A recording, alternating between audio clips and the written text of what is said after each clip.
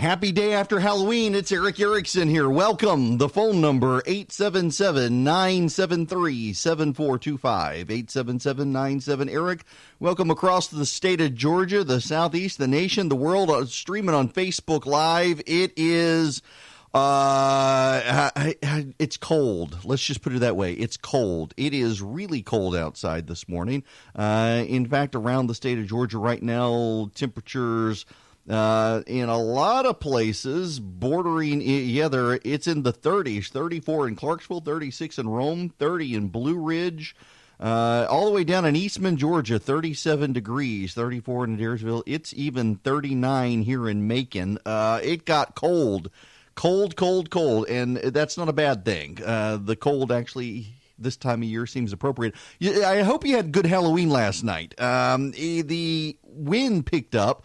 The clouds disappeared, the moon came out, and I've got a giant inflatable dragon in my yard, and the wind was so strong in Macon I had to unplug it. The neighbors had this, it's hard to describe. The neighbors have this beautiful home they've painted white. It was a beautiful color brick, wasn't your standard red brick. And they painted it white, they've antiqued it, and the entire outside is decorative in teals and pinks. The inside of the house, the walls are now pink. I knew the previous people. I don't know. It's an orthodontist and his family. They're very nice people. Very, very nice. But they had, I think it was a giant inflatable pig or some such with a skeleton mask on in the front yard. It's just this giant inflatable, and it wasn't tethered, and everybody on our block saw it go airborne when the wind picked up. I was like, mine was staked down with rope. I thought, I better deflate my dragon. Theirs deflated when it came unplugged as it went airborne. It was a mess. But we've got so much leftover candy because nobody showed up because of the rain. In any event, let's get into impeachment. I want to do an impeachment primer for you this morning if we can. Before I get there, this hour is brought to us by First Liberty of Georgia, First Liberty Building and Loan. If you're a small business, medium-sized business, you want access to capital without going through a bank bureaucracy, go check out the Frost family at firstlibertyga.com and let them know I sent you. Thank you to them for their sponsorship. First Liberty Building and Loan, firstlibertyga.com. The president is now under an impeachment inquiry. Let's get the language right, because the media is doing such a terrible job now of explaining the language, explaining the lingo, if you will. Yet what happened yesterday was not truly a vote to impeach the president of the United States. It was not truly a vote to impeach the president. And please do understand that it was a vote on the rules of the impeachment inquiry for when it becomes public. The Democrats did not want to say they were actually voting now to begin an impeachment inquiry of the president because Nancy Pelosi had previously said that's what they were already doing. And because she wants us to believe that's what they were already doing and they don't have to follow past precedent, they can do it their way. The Constitution says the House sets its own rules and the House has the sole power to impeach. Therefore, the House of Representatives, and she's right. There are some people saying out there that this process is unconstitutional. It's not. She's following the Constitution. The Constitution gives very clear latitude in how she can do it. But what she is doing, and what I think is notable, is that she is deviating from past processes. She is deviating from the way the House has been doing it since Richard Nixon was investigated. And I think that is problematic. I think that this will come back to bite them. It will give Senate Republicans an excuse to not treat this as seriously as they would otherwise be required to treat it. Here's Chris Wallace late yesterday on Fox News. It's interesting, this resolution, because Juan says, well, this is what the Republicans asked for, and they're getting it. I'd say yes and no. They wanted a vote on the full floor of the House. They're going to get that. They wanted this to be an open-door process, not a closed-door process. They're going to get that. On the other hand, the Republicans are going to have plenty to complain about in terms of the process that this resolution calls for. First of all, in terms of Republicans, when they have these hearings, it says Republicans can offer their own subpoenas to call for documents, to call for witnesses, but subject to the approval of the chair of the House Intelligence Committee, Adam Schiff. I suspect a lot of Republicans aren't going to be happy about that. They also wanted the president or the president's counsel to be more involved in this. this, as Clinton's counsel was involved and able to actually interrogate Ken Starr during the Lewinsky scandal back in 1998. In fact, during all these open hearings, the president and his attorney are missing. The only time they're able to sit in is when it gets to the Judiciary Committee, and there may not be any public hearings, or at least hearing from witnesses during the Judiciary Committee. It just may be marking up articles of impeachment. You know, in terms of the politics of this, it's interesting because Brett was exactly right. Yeah.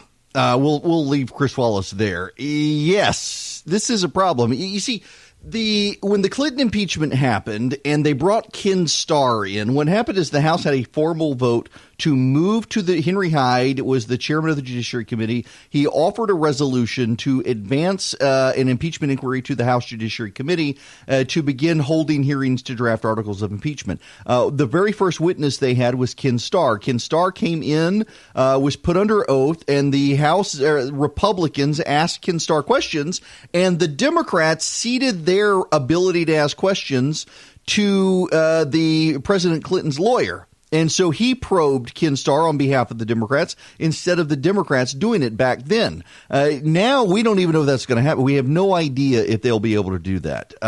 This will deviate. And in fact, one of the big issues here will be that the Republicans in the Senate can say that the evidence handed over by the Democrats to the Senate in order to shape an impeachment trial was deeply flawed. And that will be a very good argument for some of them.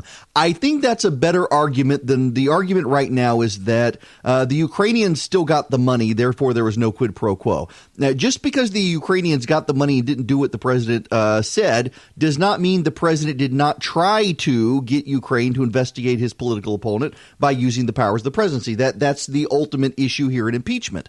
Now, that argument, some people will like it, some people won't like that argument, but I think the Republicans in the Senate can say, wait a second, you guys didn't give Trump the same courtesies we gave Bill Clinton. Lindsey Graham is the chairman of the Senate Judiciary Committee. Lindsey Graham was an impeachment manager against Bill Clinton in the House. Lindsey Graham can say, hold up, guys.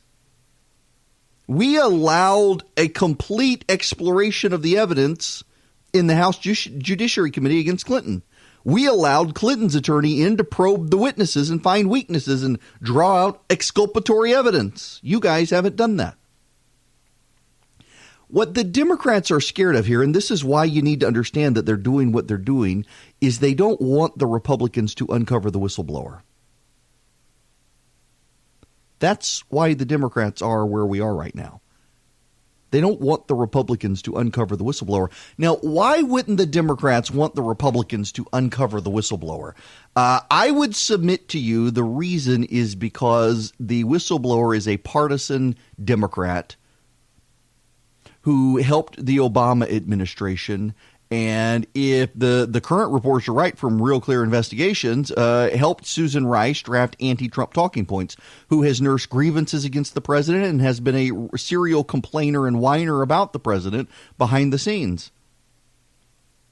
I think the Democrats are trying to protect a partisan, and that's why they want to preclude the Republicans from being able to ask questions.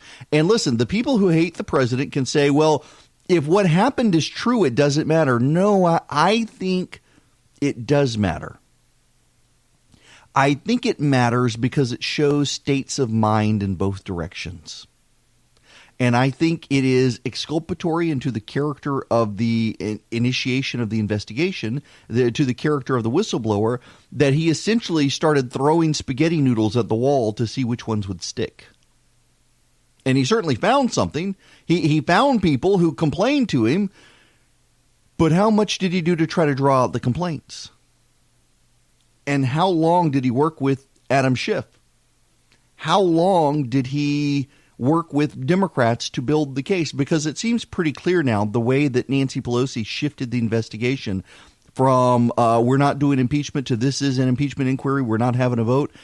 Something had to have happened beyond just the initial whisper campaign. There had to be a plan set in motion, and this guy appears to have played a part in that plan. It's going to be interesting to see how this shakes down on the Democratic side as they try to block Republicans from bringing the whistleblower forward. And I think that hurts the Democrats. I think when Republicans go out to the cameras and say the Democrats are protecting the person who started this, they won't let us talk to the person who started this. The Inspector General says that this person has firsthand knowledge.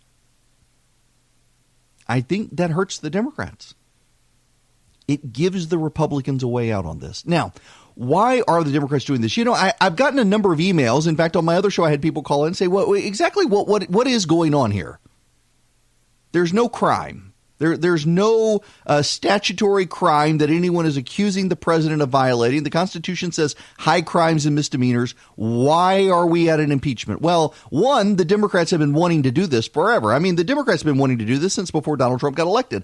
Remember, Susan Rice drafted anti-Trump talking points. There are allegations out there that the whistleblower is someone who helped her with those talking points. There was an effort to undermine the Electoral College. There have been all sorts of issues out there related to this stuff. The Democrats have wanted to do it for a while. On this particular issue, though,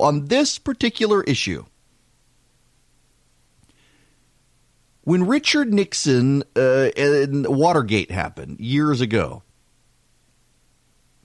the very first article of impeachment against Richard Nixon was his abuse of power. It was not a statutory crime Nixon violated by asking the FBI to investigate political opponents. Instead, the Congress decided, the House of Representatives decided in their articles of impeachment, it was an abuse of office to use his power to get an investigation against his political opponents.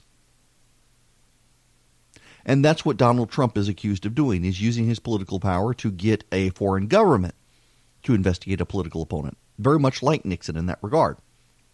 Now, whether or not they're similar, that's what the House wants to look into. There's a larger issue here, though, and that is, do you want a president of a party you disagree with to use the powers of his presidency to investigate a political opponent? And this is something I think Democrats miss. This is underlying the whole issue. There are a lot of Republicans who have good reason to believe that the Democrats did just that. That the Hillary Clinton campaign and outside groups opposed to Donald Trump began the creation of the Steele dossier, and that Steele dossier relied on foreign intelligence, among other things. A lot of it deeply flawed, a lot of it wrong. And they took that information into the federal government, and the federal government began investigating the Trump campaign. They believe, the Trump supporters believe, and they have reason to believe, credible reason to believe, that a lot of the initial FBI work into the Trump administration came from the Steele dossier, which we know from the Mueller report was bogus. And that's why they're going back and investigating. And the fact that the Democrats are screaming about it, screaming bloody murder, that they would have the audacity to look into the creation of the Steele dossier, and was the government involved, and was the media involved, kind of is a big red flag that, in fact, there might have been a there. If the Democrats were smart, and I know I'm asking a lot in that, if the Democrats were smart, they would allow the president and through John Durham to go investigate this and just shut up about it. Let John Durham go and find what he can find. Let John Durham go and see what he can see. Let John Durham, he's the U.S. Attorney for Connecticut who's investigating the origins of the Russia and Trump are colluding allegations that the Democrats and the media have both pushed that have been thoroughly discredited by Bob Mueller. Let him go see where that started and shut up about it. Because what they're doing is they're playing into a conspiracy theory that's developing on the right, that they're trying to block exculpatory evidence of the president now because a lot of the investigation actually came from Ukraine to help Democrats. If you will recall, there were a lot of Ukrainians who wanted Hillary Clinton to win because they thought she would stand strong with them against Russia, and they weren't sure about the untested Donald Trump. That's where this conspiracy. Now, full disclosure, I don't really buy it. I really don't. I will be surprised if John Durham comes out with a lengthy list of indictments. I will be surprised if there's a there. But I've got friends of mine who swear there's a there. They are convinced of it. And I say, let them scratch the itch. Let them see what's there. What is the harm in letting them see what's there? To the extent the Democrats say there is harm, they say, oh, well, it's just going to allow people to call into question our existing investigation. So that's called exculpatory. Let them find information to undermine your existing investigation. Let them find information that could call into question what you're doing right now. Let them find information that shows, and this is the key, let them find information that shows the president had a rational, reasonable basis to try to find information about what Ukraine did or did not do to Burisma and Joe Biden because of 2016, not because of 2020. There may be no there. It looks like the president wanted Joe Biden investigated because of 2020. And there is a solid historic precedent for that being impeachable. But maybe he did have valid reasons to look backwards and to think that he needed to look back at Joe Biden in 2016 because was it Joe Biden and the Obama administration laying the landmines to undermine the Trump presidency then? I mean, it seems very clear there are people, holdovers from the Obama administration in Washington right now who are doing their best to undermine the Trump administration at every chance to stop the Trump administration from being able to roll back the Obama agenda. They're setting a really good precedent that when you become president of the United States from an opposite party, you've got to purge everyone from the prior administration. The president should have done that. They're probably going to do it if he gets a second chance, if he gets reelected.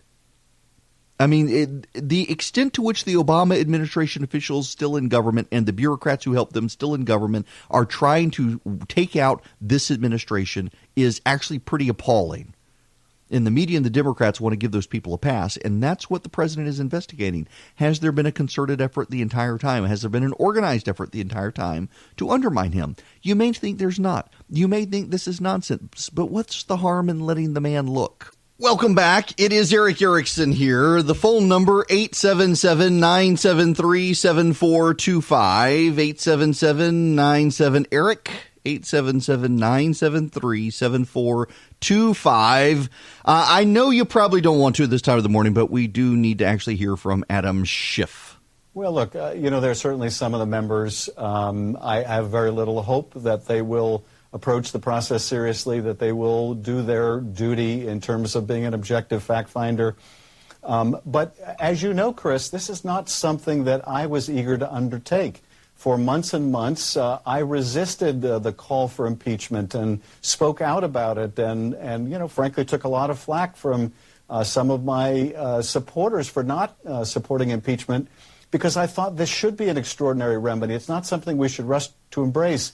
But I'll tell you what changed for me was when we learned that, having solicited Russian help during his first election, having obstructed the investigation into that misconduct while president, and then on the very day after Bob Mueller testifies about all of this, the president is back at it again on the phone with President Zelensky, asking him to do these political favors and doing so in the context of Zelensky saying, we are ready to buy more javelins to protect against the Russians.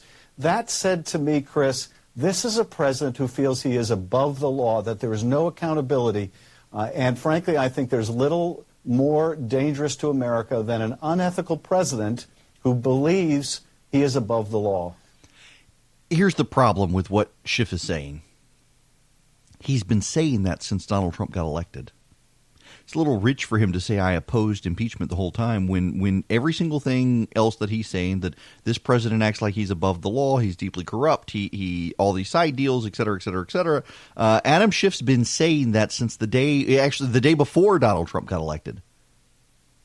So for him to say, well, I opposed impeachment the whole time, but look at this evidence that now the president might be corrupt and using his office for gain. This is the same damn thing he's been saying since before the president got elected. If that's the case, if that's actually it, then all of this is a show. And that's where the Republicans are going to go. I actually think we owe it to the Constitution. And I know this is going to make some of you mad. And I don't like to be on the wrong side of my audience, but I think that the Constitution requires that the impeachment process having begun, we owe it to the Constitution to treat the process respectfully. But at the same time, I got a hard time thinking the Democrats actually are going to treat it respectfully. I mean, given what they're doing, listen, with Nixon, And with Clinton, the president's counsel was allowed to sit in the room and ask questions of the witnesses in the House, not even in the Senate. And the House Democrats don't want to give this president that right. There is a procedural fairness at play, even if the procedural argument it kind of overshadows or is overshadowed by the actual events and allegations. There's still a fairness involved. You know, this is just interesting, random, non-impeachment story. Archaeologists, led by Dr. Scott Stripling, think they may have discovered the altar on which the Ark of the Covenant stood.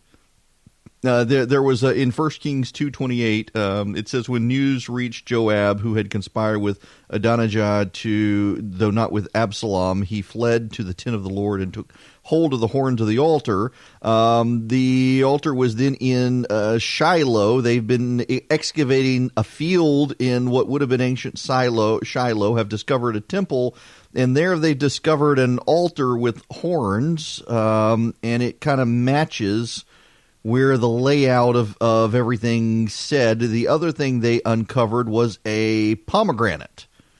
Now, it's a fake pomegranate. It's a bejeweled pomegranate, and we know that the robes of the priests who would go into the area of the altar wore pomegranates on their robes. That's referenced in the Bible, and they have found those. Exodus 23:33 make pomegranates of blue, purple, and scarlet yarn around the hem of the robe with gold bells between them, and they found those things. So they're wondering if they found where the ark once sat.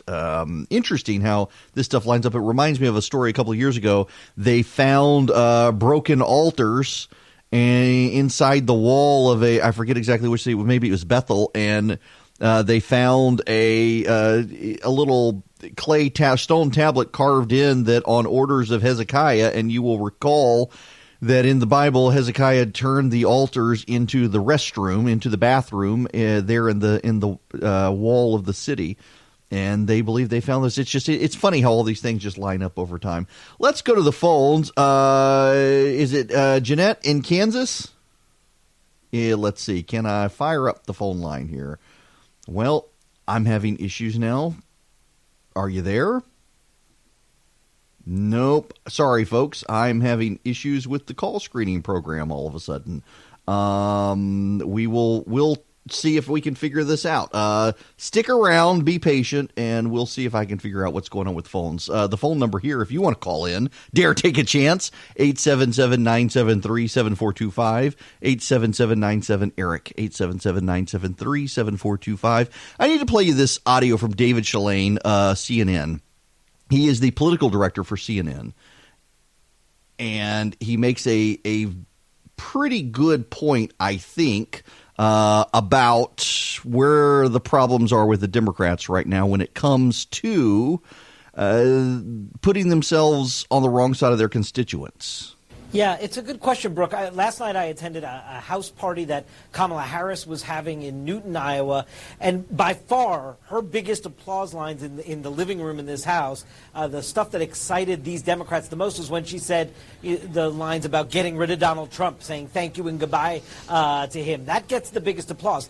That's the Democratic faithful, just like you saw in Miguel's piece there in Pennsylvania. What I think is important to remember as we're looking at sort of the politics of impeachment is when you look at those national polls, Brooke, that show you a majority may want to impeach and remove Donald Trump from office, when you look across some of the critical battleground states, those numbers are reversed. The majority do not want to impeach and remove Donald Trump from office. And this plays out district by district, which is why some of those Democratic members of the House, the majority makers who come from districts Donald Trump won in 2019, they voted with Nancy Pelosi on this today for the most part. And Republicans are pouncing to try to hang that vote around their neck because in their districts back home where Donald Trump won, this idea of impeaching and removing him is not a popular one. Exactly.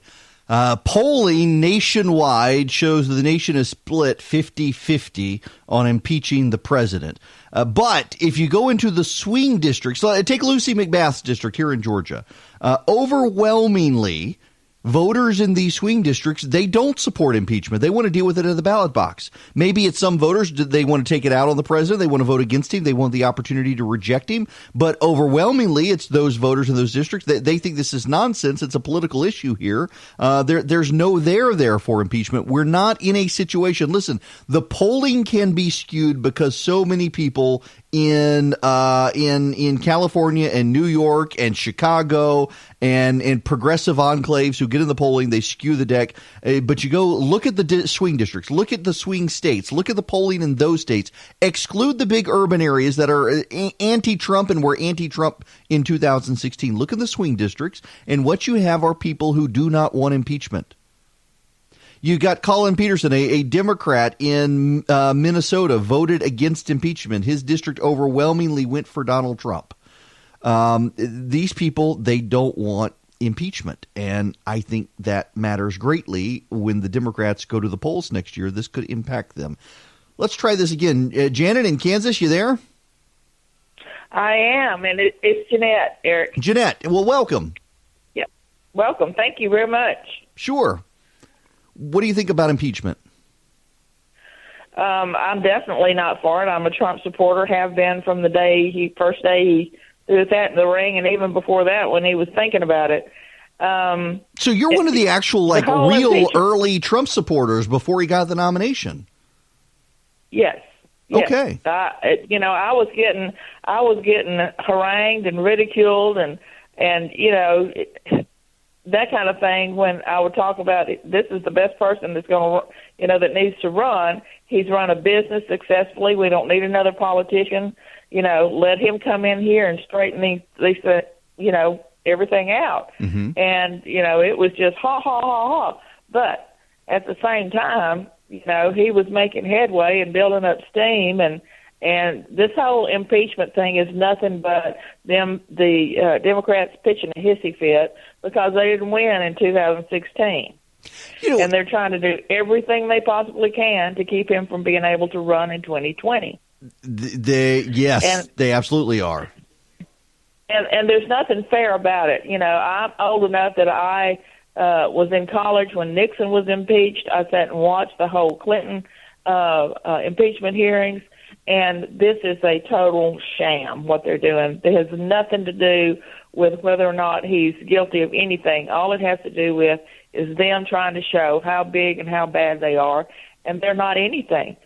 The door's fixing to open, and the poop is fixing to hit the fan, and they're going to wish they had lifeboats. Well, so thank you very much for that call. I appreciate it, Jeanette. Jeanette from Kansas calling. Thank you. 877-973-7425 if you want to call in. This goes back to Chalane's comment on CNN.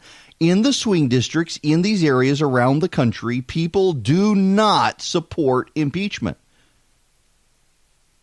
You've got, I think it was 14 Democrats who voted for impeachment came from districts that went for Donald Trump by double digits. One of the things that I think Democrats forget is that when impeachment or when 2018 happened and they took back Congress, Democrats showed up at presidential levels. Republicans showed up at midterm levels.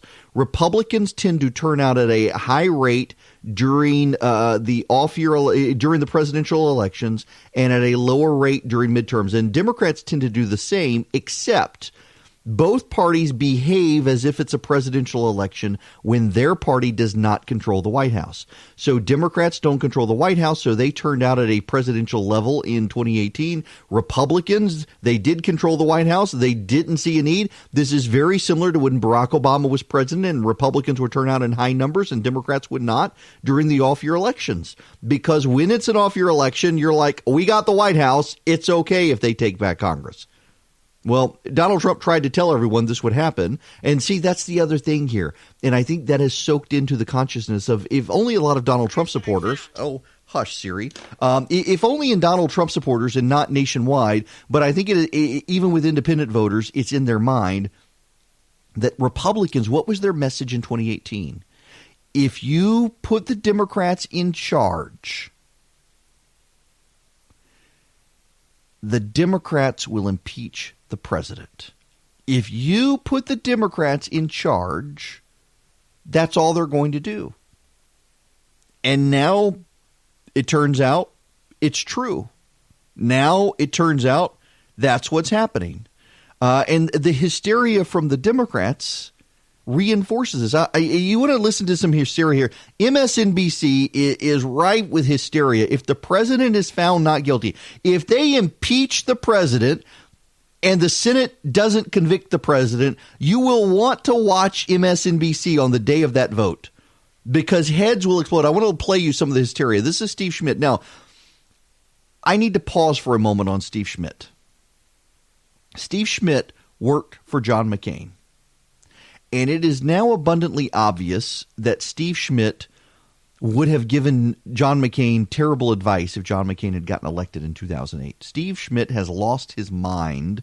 He hasn't liked Republicans in a long time, and he's now completely lost his mind on Donald Trump. Listen to this. This country is not built on a cult of personality. When a member of Congress is sworn in, they don't swear an oath to the head of the Republican Party or to Donald Trump. When a military officer takes their commission, they swear to defend the Constitution of the United States. And that's what the question is. And so what hangs over this is the larger point. If this doesn't meet the standard, what possibly could? Or do you believe, which is a profound departure from the history of the country, the president can do whatever he or she likes to do? And if the answer to that question is in the affirmative, we don't live in the American Republic that existed from 1787 until 2017. It's a different type of country. And that's why this is such a grave day, because the question that's coming is one of the most important questions that the country has ever faced. Y'all, we don't live in the same country the founders required because, in large part, the founders didn't have a Supreme Court that ran roughshod over everyone. It's funny to me that every time things don't go the way the left wants them to go, they say, we don't live in the country of the founders. Well, you don't like the country of the founders anyway. This hysteria that the Republic is over if the Democrats don't get their way, and that's essentially what all these arguments boil down to. The Republic is over if the Democrats don't get their way. They are essentially amplifying the partisanship of impeachment, which, by the way, there was bipartisan opposition to impeachment. There wasn't bipartisan support for impeachment. Mark in Dalton, welcome to the program. How are you? I'm fine. You? Great.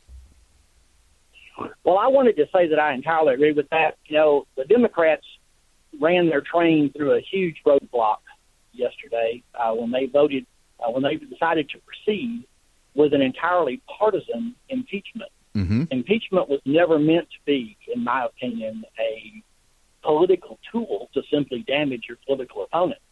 If you can't muster bipartisan support for an impeachment, then you need to stop it right there in its tracks. And because the country is telling you that beyond this point, you're entering into an area of total chaos and disruption of the American way. I mean, it just doesn't make any sense. Well, you know, even Nixon, the Republicans had to go to the White House and tell Nixon, hey, you got enough Republicans to vote against you that you need to leave. With Bill Clinton, you had, I think, 34 Democrats joined the Republicans and said, hey, you're going to be impeached. Now, he wound up not getting convicted in the Senate, but there was a bipartisan group to impeach him. You're absolutely right on that, Mark. And I think the Democrats, essentially the message to the Democrats is let the voters decide. Let the voters decide if you can't get bipartisan consensus. And guys like Steve Schmidt can say, well, that just means we're never going to be able to impeach the president. No, there's a fundamental difference. A fundamental difference between impeaching the president less than a year before the election and 3 years before the election, even 2 years before the election. You are less than a year now by the time this impeachment trial goes forward. Monday marks the 1 year anniversary or the 1 year countdown. There will be 365 days to the election. 366, actually. We'll be in a leap year next year. 366 days. It'll be the 1 year countdown. November 4th, 2020. On Monday is November 4th, 2019. November 4th, 2020 will be election day. They will not have a trial in the Senate until January. So let the voters decide. That is a compelling argument, I think, for the Republicans. But it's got to be more than that. Because I think it undermines the Republicans if they say, yeah, this is totally impeachable and the president should go to jail for it. But, hey, let's let the voters decide. No, why aren't you? You were sworn to uphold, protect, and defend the Constitution, not the president. So there's got to be a little more there. I do think as much as the media mocks it, as much as the Democrats mock it, I do think there's an argument there for the Republicans to make to say, look, this isn't a good thing. This is bad. But this doesn't rise to the level of impeachment. If anything, the president's advisor stopped him. That's something we've seen time and time again, that the president did want to do things he shouldn't have done, whether it was obstructing the Mueller probe, firing Mueller, or whatnot. And he was stopped by his staff from doing that. And that becomes a political argument in 2020. Time and time again, the president was stopped by his staff. He's now subject to no reelection. He's not held accountable to the voters again. It's time to impeach. And in fact, there's something to be said on the issue of Nixon and of Bill Clinton. That he was in a second term. In both cases, he couldn't be held accountable to the voters. It was up to Congress to decide because the voters couldn't decide. They've got arguments to make. You know, the most frustrating thing here, honestly, with the Republican side is how bad their arguments are right now. You would think that their arguments, actually, that they have no good arguments, and there are plenty of arguments out there. I'm making arguments for the Republicans that they aren't capable of making for themselves, and I'm not sure why they're not making them for themselves. I think it's a legitimate thing to say that with Richard Nixon and with Bill Clinton, they were in their second terms. They had several years to go. They had just started their second terms. And so we needed to impeach because one, wouldn't be held accountable to the voters again. And two, even if they could be held accountable to the voters again, there were several years left of this behavior. With Donald Trump, we are 366 days from the election. By the time we get to the Senate with a trial, it'll be January. There will be less than 11 months. Let the voters decide. They've got arguments here. They're just not making them. And it makes me wonder what they're nervous of. Is it that they're nervous that there is a there? By the way, I did not send out the recipe yesterday. I got tied up. Y'all, these last couple of days, so I'm leaving town tonight. In fact, I won't be here on Monday. I think Alan Sanders is filling in for me on Monday. Thank you to him.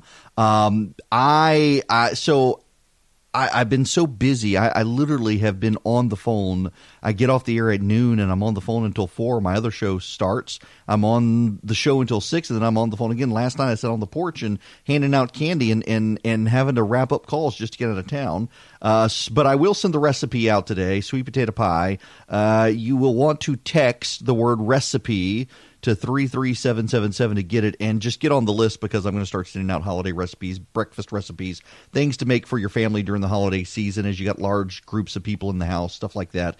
Text recipe to 33777. This is very cute. Let me just play the audio and then I'll explain what's going on here. Are you me? Are you me for Halloween? Yeah. That's my last name. That's my baseball number. You want to take a picture? Yeah. Let's do it. That's Freddie Freeman. His wife, Chelsea Freeman, put this up on Twitter. Freddie Freeman trick-or-treating in his neighborhood. A little boy is trick-or-treating dressed as Freddie Freeman. Freeman sees him, goes up to him and says, "Let's take a picture together. That's me." And you could just see the kid is just like, oh my gosh, this is actually him. The kid's eyes are, they're as big as saucers. That's very, very sweet. You know, it's striking. The buddy of mine who pointed it out to me on Twitter and noting that the interactions that you see regularly among baseball stars and kids is one reason that there is so much affinity for a game that, frankly, could be kind of boring. but the interactions, particularly because so many of the stars of baseball got started in minor leagues like the Braves up in Rome. Used to be the Macon Braves, now the Rome Braves, and what is it, in Gwinnett County, and what was I can't remember. I'm sorry. And then we've got the Macon Bacon. The name of the baseball team in Macon is the Macon Bacon. There's the Savannah Bananas. I'm opposed to the cutesy names, but the fans love it. The fans love this stuff, and they go to the games. They build relationships with the fans. They build relationships. The fans build relationships with the players, and people genuinely love them. It is a major interaction, and they build long-term relationships. They build long-term fan bases. And as a result, they can weather storms. But those players, when they're in the minor leagues, they're deeply interactive with the kids who come. I've got a friend of mine who loves baseball, and his son loves baseball. His son is my son's age, 10 years old. And they go to games up in D.C. to the minor league teams, and the players love his son. They give him balls and caps, and now the kid wants to play baseball. It's a really big deal to the kid and a big deal to the players that fans come out and root for them when they're not the World Series championship teams. Now, they're not the major leagues, but they will be. We'll be back.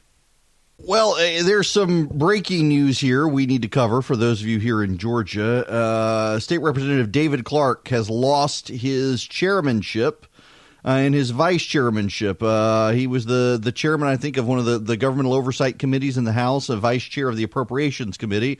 David Ralston has thrown him off because David Clark has said that it's time for Ralston to step down due to scandal. So payback for taking a stand against Ralston's corruption, David Clark has been stripped of his committee chairmanships, which I think everyone expected that was coming. But it shows you that the speaker is willing to be ruthless, and those who are going after him are going to have to continue the call. There's a lot of fear in the state house over standing up to Ralston, and they're going to have to stand up to him with this corruption scandal so that he's not a liability in November of next year. There's another big story out. The Georgia Supreme Court has thrown out the lawsuit against Jeff Duncan. By the way, in the third hour, Jeff Duncan, if you weren't here yesterday, I interviewed Jeff Duncan, and I want to replay some of our interview in case you missed it. I'll do that, though, in the third hour.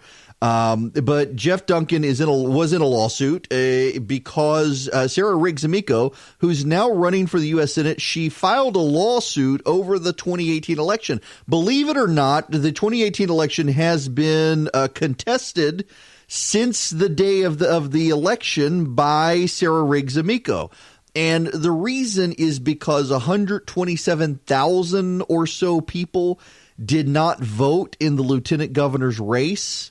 And there was a drop-off in a number of counties and a number of precincts, and it was consistent in those particular precincts where people did not vote. And the Riggs Amico campaign alleged that it was the voting machines were at fault.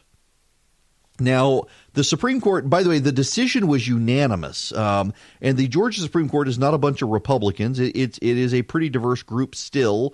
There are a lot of people who have been there for a while, and they, on a unanimous basis, have thrown out the suit. I'm trying to pull up this article to get the precise number for you. Yeah, 127,000. That's it. The plaintiff in the case, it was essentially Sarah Riggs Amico, her campaign, alleged there were 127,000 fewer votes than expected compared with previous elections, a larger disparity than the 123,172 vote margin of victory by Jeff Duncan and Sarah Riggs Amico. A party contesting an election, the Supreme Court said, needs to offer evidence, not theories or conjecture that places doubt in the result of the election. Let me give you a little bit of background here. This is actually a fun story. This really is a fun story. I love this. So when I was in law school, I wanted to do election law, and I knew I wanted to do election law. And election law, because I was in politics, I was running campaigns, I loved it. And when I got out of law school, my very first case, and unfortunately I hadn't gotten my bar results yet. I passed first time, but the case started a couple of weeks before I got the results. Or no, I take that back. I had gotten the results. I had passed the exam, but I had not yet been made officially a member of the bar. It would come the next week. So I couldn't actually be the lead on the case. I so wanted to be the lead on the case. But I had to sit there and essentially direct my two bosses at my law firm in the case. The case was in Taylor County, Georgia, in Butler. Taylor County is a poor county. It's not highly populated. It's got the greatest gun store in North America in Taylor County, in Butler, Barrow. Go to the Napa Auto Parts store in Butler, Georgia, and go to the back. It is the greatest gun store you will ever find. Barrow Automotive and Barrow Gun. It's incredible, mind blowing. I love going down there. It's about an hour from my house. But in Taylor County, the clerk of court lost by, I want to say it was 16 or 19 votes. And he contested the election, claimed there was all sorts of voter irregularity, and that's why he lost. And the clerk of court in Taylor County is a big deal. And he had been the clerk of court for something like 12 years. He was widely known, and he lost by 16 to 19 votes. By someone who had worked with him in the clerk's office. So he hires a lawyer from Columbus to come over and challenge the election. And my law firm got hired by the local board of elections and the Secretary of State's office to defend the election. And I knew the law on this. And it was very clear that I was the only person in the room. And I don't say this arrogantly. I was fresh out of law school, but this was what I wanted to do for a living. This is the stuff I had studied. And it was very clear to me that no one else in the room, including the judge, actually understood election law. And election law is a very obscure case law in Georgia. There aren't a ton of cases on it. And a lot of we don't have a lot of election challenges in Georgia. It's not widely understood, and there are only a handful of people in the state who regularly specialize in election law. And I knew, so there had been, and now I'm gonna do the numbers accurately here if I can. There were 10,000 people who voted. Let's just say, let's do it easier. There were 1,000 people who voted. And only 800 people voted in the clerk of courts election. So under Georgia law, there's a mathematical formula you have to use. You've got to take the total number of people who voted in the election, which in this case we'll say is 1,000. You've got to subtract from it the total number of people who voted in that particular election. And the reason being is because there are people who will not vote in the election at all. Like take, for example, even in the Brian Kemp, Stacey Abrams race, more people voted in Georgia in 2018 than cast votes in the governor's race. There are some people who just like, I hate both of them, and I'm not voting for them. Or look at Donald Trump's race in 2016 in Georgia against Hillary Clinton. There were more people who voted overall in the election. Johnny Isakson got more votes in Georgia in 2016 on the ballot than Donald Trump did or Hillary Clinton did. More votes were cast in the U.S. Senate race than the presidential race in 2016. So you got to take how many people actually voted in the election. Let's say it was 1,000. But only 800 voted in the clerk of courts race. And he lost, this guy in Taylor County lost by, let's say it was 16 votes. So the difference in the number of people who voted in that race plus the total outcome was 200, because it's 1,000 minus 800. So it was 200 people. And then what was the difference? What was the difference? There were 16 vote margin between the winner and the loser. So it's 200 plus 16 people. Now, why? Because you cannot presume that everyone voted in that race. So you gotta see what the difference is between the total number of votes cast and that race. And you cannot presume and you cannot inquire, and this is the big issue, you're not allowed to ask how someone voted. You can't ask how anyone voted. So you've got to, for the mathematical formula, you can't just show that 16 people messed up. You got to show 16 people plus an additional 200 messed up, and that would be what affected the outcome of the election. The only way around that is if you can find 16 people who affirmatively are willing to say that they voted for that person and their ballot was rejected. If you can find specifically 16 people whose absentee ballots were rejected for no good reason in that race, well, then you've got a plausible claim. But if you can't, you got to use this mathematical formula. And nobody in the room understood that. And so this lawyer decides he can bring up just 16 people who tried to vote in the election and had problems. And one guy came up, I'll never forget this, y'all. This guy comes up into the witness stand, and he has told the lawyer that he was intimidated. And the lawyer starts asking him, and he says, were you intimidated? Yes, I was intimidated. Who intimidated you? Well, nobody intimidated me. But you were intimidated about voting. No, I wasn't intimidated about voting. Well, you were intimidated about what? I was intimidated about coming to court. That's what the guy says. I was intimidated about coming to court. It had nothing to do with my vote. I was intimidated about coming to court. Well, who intimidated you? Well, nobody intimidated me. And it went on and on and on like this. And finally, the judge slams the gavel and he says, close the courtroom. Everybody out of here except the lawyers and the witness. Everybody leaves the courtroom. The judge turns to the witness. He says, sir, I want a name. You have said on this stand that you have been intimidated about coming into my courtroom to testify in this election. I want to know the name of the person who intimidated you into not testifying. And the guy says, no, Your Honor, I was scared. I was intimidated. I didn't want to come to no courtroom. And so we open back up. So then the guy... The poor lawyer, he's got an absentee ballot from someone he wants to challenge in the court. So now one of his witnesses is gone, so he's already below the 16 threshold. So he brings in this woman, and this is a scene. You remember the scene from My Cousin Vinny? Have you ever seen My Cousin Vinny and the woman puts on the Coke bottle side glasses and her eyes get big as saucers behind the glasses? That is exactly what happens here. It is a poor elderly black lady who sits down, and the lawyer hands her a ballot and says, ma'am, do you recognize this ballot? And she puts her glasses on and her eyes become big. And she says, well, that's my brother. And he says, ma'am, is that his signature? And she says, that's his signature. And he shows her the voter registration card of her brother. And the signature, I mean, it took no rocket scientist to be able to show you that the ballot signature looked like a woman had signed it, and the registration card from like 40 years before looked like a man had signed it. And he says, whose signature is that? Well, that's my brother's. She says, can you tell me, does that signature look like this signature? No, it does not.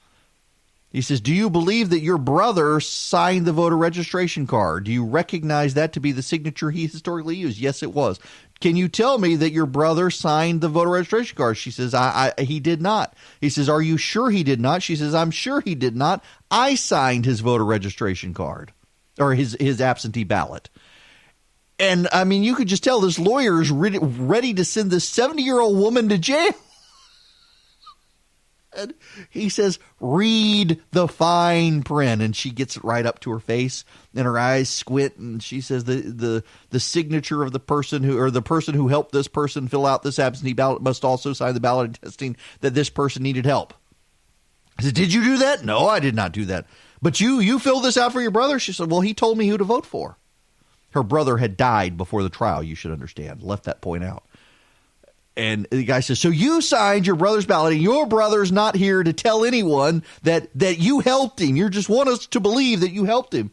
She says, I did. And the poor judge interjects with this poor little old woman who looks like she's about to be carted off to jail by this lawyer for ballot fraud. And he says, why did you sign for your brother? She says, Your Honor, he got both arms ripped off in a cotton gin. I mean, I don't mean to laugh about that, but I mean, it's just the look on this poor lawyer's face. He was devastated. I mean, everybody in the courtroom, you could just hear her start giggling that he didn't bother to do. Now this trial, it was rushed, and election challenges you rush them very quickly. You got to preserve evidence. You want the election to be challenged and reversed as quickly as possible. And you want it done quickly. There's a limited amount of time to file a suit. And so he did, and he didn't have time clearly to interview any of the witnesses. Well, he got through these 16 people. He clearly hadn't challenged enough. And then the lawyers at the firm let me stand up and explain to the courtroom that, Your Honor, here's this case. This case sets forth the mathematical formula. You got to take the number of people who voted in the election overall, subtract the number of people who voted in this. That gives you the difference of voters. And then you got to add the margin between this candidate and that candidate. So he needed 216, not 16, and he didn't even get to 16, so he hasn't proven his case. And done. I mean, it was over and done. And the look on the lawyer's face that he had never even thought about that mathematical formula, nor had the judge. I showed the judge the case. I had it with me. I had all the research to show it was still binding law in Georgia. The case got thrown out. And this is essentially what Sarah Riggs-Amico tried to do. That was a long way of getting back to the main point here, wasn't it? Sarah Riggs-Amico went in and said, listen, there was a 123,172 vote margin between Jeff Duncan and Sarah Riggs-Amico. Normally, there are 127,000 extra votes in this. In fact, if you look at Brian Kemp's race and you look at Brad Raffensperger's race and all that, there were 127,000 more votes cast in this. So it must be that one of the electronic voting machines or several of the electronic voting machines malfunctioned. Well, do you have the machines that malfunction? No. Have you looked for the machines that malfunction? Yes. Have you been able to find them? No. Have you been able to find people who claim they voted in your election but didn't? No. They had nothing. All they had was conjecture. They had a hypothesis that this had happened, but they couldn't find any of the machines that undercounted. They couldn't find anyone who claimed to have voted and swore their vote wasn't actually counted, and they couldn't find anyone who said they had electronic balloting. Well, I tell you that they had a few. They didn't have 123,172. So the Supreme Court threw it off. Now, here's the thing.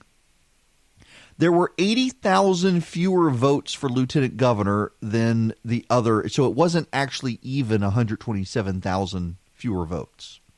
It was only 80,000 fewer votes between Brian Kemp's race and Jeff Duncan's race. And what you actually saw was there was a fall off. You'd have a big vote for Brian Kemp and an 80,000 vote drop for Jeff Duncan, and then an 80,000 vote gain for Brad Raffensperger. And so it did actually look to people like, yeah, something must have gone on. 80,000 people were skipping. There's a there. But they couldn't prove it. They had no evidence. It could actually be that people didn't want to vote in that race. It could be, as the Duncan campaign argued, that there were a lot of people who thought that Sarah Riggs-Amico and Stacey Abrams were running as a ticket. And so you vote for Abrams, you're voting for Riggs-Amico. And so they skipped over that race. It could have been ballot design in some counties, the way it appeared on the screen that people just ignored. That's not the machine's fault. That's not the Board of Elections' fault. That's the voters' fault. There's no reason to blame a conspiracy when there could be something else. And the Supreme Court said, again, this is the Supreme Court ruling today, a party contesting an election must offer evidence, not theories or conjecture, that places in doubt the results of the election. It was an 8-0 decision. 8-0 against Sarah Riggs-Amico. Can you believe she's been contesting this the entire time? The lieutenant governor is about to have his second legislative session. He's been lieutenant governor for a year, and Riggs-Amico was continuing to fight this case, and now she wants to run for the Senate? No. Think of all the money taxpayers had to spend on this, on conjecture. You're going to want the pumpkin or the sweet potato pie recipe. You are. Text recipe to 33777. You can call in here, 877-97-ERIC. That's 877-973-7425. This hour is brought to you by Dynamic Money. Dynamic Money, I'm actually going to Las Vegas tonight with Chris Burns of Dynamic Money. He is my wife's and my financial advisor. No, we're not going to gamble. Neither of us do. We're going to learn how to drive tanks and shoot flamethrowers. Yeah, we actually are going to learn how to use flamethrowers and drive tanks and ride in helicopters and blow stuff up just because we want to. But Dynamic Money it's financial. Think like Dave Ramsey And one of the things that Dave Ramsey always says is you don't want to go into financial planning with a bunch of people who are going to make commissions off of you, because you don't know that you're going to get the straight advice from them. They may be giving you advice that benefits them more than you. And that's why my wife and I use Chris as our financial planner, because he's fees only, not fees plus. And fees plus means you get fees and you get commissions, and someone can steer you into an annuity or a mutual fund or a life insurance policy where they get rich off of you. Chris just makes flat fees off of you, and if you choose to invest with him, which you don't have to, they get money management fees over time. We're perfectly happy for him to invest. Straight shooter, honest guy, former youth pastor. I love him and his family. And they've really helped us be able to restructure. I'm giving way more time to the sponsorship than I should, but it's worth it. I really do very much value Chris's advice, and I love now that he fills in for me here. If you are interested, go to dynamicmoney.com, and I thank them very, very much for their sponsorship. And I am going to try not to hit him accidentally with a rocket launcher or a flamethrower in Las Vegas this weekend. For those of you on hold, we got some stuff on hold. Just give me a moment, and because we've only got about a minute, and I can't do justice to your phone call in a minute, and I want to take it. Something you should know regarding voting in Georgia is that they are rapidly trying to roll out these new voting machines that we will have in March. The presidential primary is going to be March 24th. And we will have to have 30,000 voting machines installed. There will have to be training. The group that's doing it is Dominion Voting Systems. They're out of Denver. And they got to hurry up and do it. The old machines are 17 years old. They're facing all sorts of technical problems. And now the new machines are scrambling with all sorts of problems as well. Part of the problem here is that Democrats are desperate to go back to paper ballots so they can start stuffing ballot boxes again. And they're going to have to use the machines, and they're screaming bloody murder that they're going to have to use these electronic machines, when in fact I think it's probably the best thing for us. But they've got 3 months really to roll these things out, and it's going to be a challenge, but I think they'll get it done.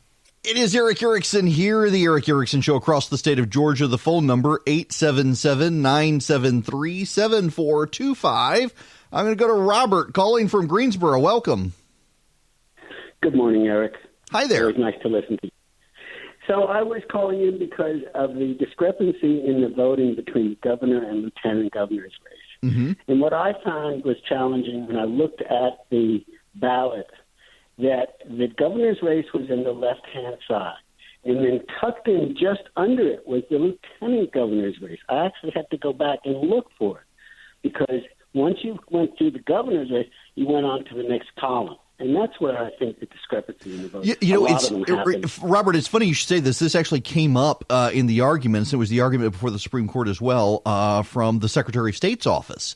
That depending on the county you were in, they could have chosen to put the lieutenant governor's race under the governor's race. And so people might have either moved to the next column, or what they think happened is people testified about this, that they presumed because of ballot placement that it was a ticket, that if you voted for Brian Kemp, you didn't need to go down and vote for Jeff Duncan. If you voted for Stacey Abrams, you didn't need to go down and vote for Sarah Riggs-Amico.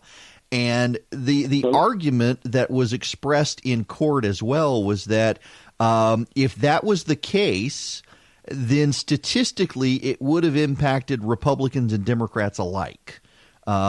And because there was no real evidence, there was speculation. There weren't a lot of people coming and saying, "Oh, I didn't realize I had to. It wasn't a ticket. I had to vote in both because it never has been a ticket." That they couldn't really count that in court. But it's funny you should say that, because that actually did come up in court from the Secretary of State's office. They were concerned about the ballot placement on the electronic screens. I think, and don't hold me to this, but I think that the new machines, each race will be on a different page. So, for example, you vote in the governor's race, and then the screen refreshes, and now it's the lieutenant governor's race, and you vote there. I think that's one of the reasons they wanted to go with this. But funny you should say that. Now, what county did you vote in? Oconee? No, I just moved here. I used to live in Johns Creek. Oh, okay, so yeah. I was Fulton County, so I can see where Fulton County might have tried to do that. Yeah, and you know, I'm out here in Oconee County. Yeah, I mean, you're in God's country now, aren't you? I certainly am. I'm living it out here. Run those plantations, building a house, and getting away from the city. Good for you. Well, listen, thanks very much for the phone call. I appreciate it very much. And Fulton County really was one of the places that had a lot of the complaints. Fulton and DeKalb. It was actually overwhelmingly, it was counties that were run by Democrats who had the problem. And the Riggs Amico campaign, they had to be careful how they did it because they didn't want to come across sounding racist because that wasn't their intent. But they wanted to try to make the case that it affected black communities or areas where there was a high population of black voters more than areas where there was a high population of white voters. What it ultimately came down to, I think, was in some cases there may have been some broken machines, except the problem was that if the machines registered votes. So, for example, what Robert was saying is that you know how the balloting works in Georgia. You go to the big screen and you've got two columns. And on one column, you've got all the races that will fit. And then on the next column, you've got the others. And there may be some white space because they can't fit all the candidates and they don't want to spill the ballot over into the second column.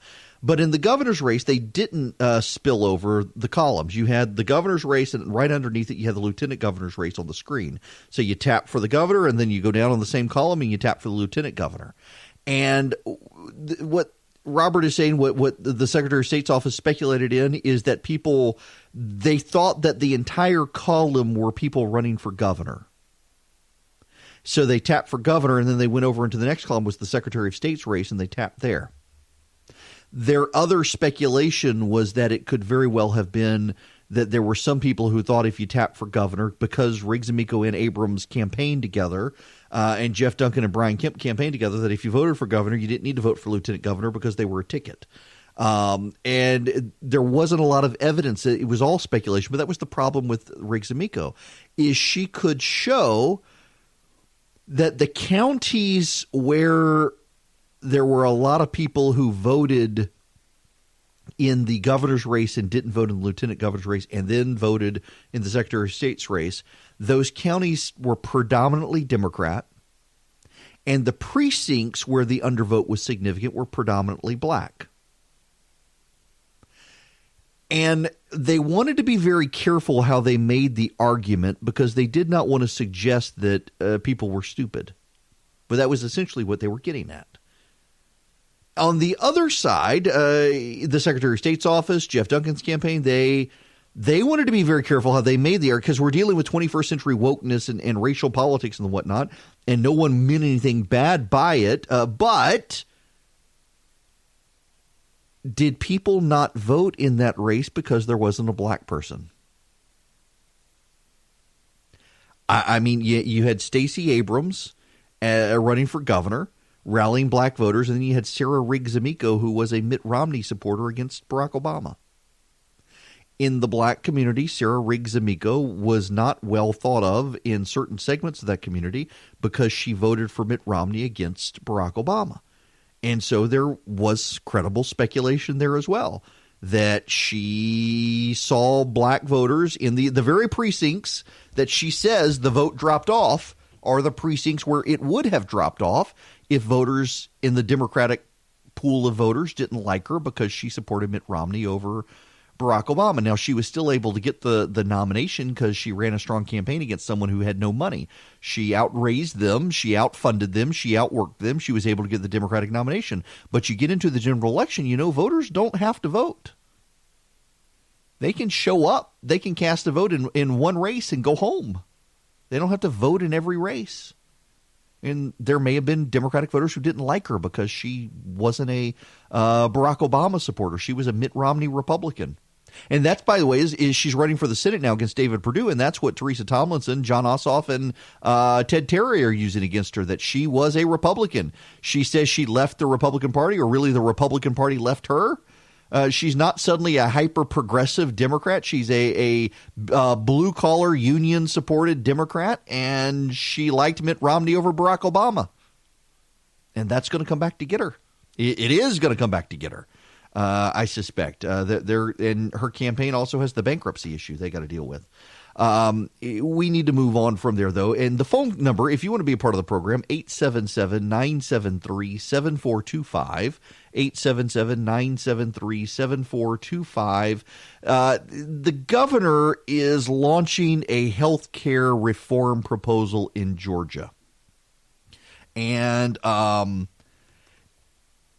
he wants to expand Medicaid in the state. And now, time out.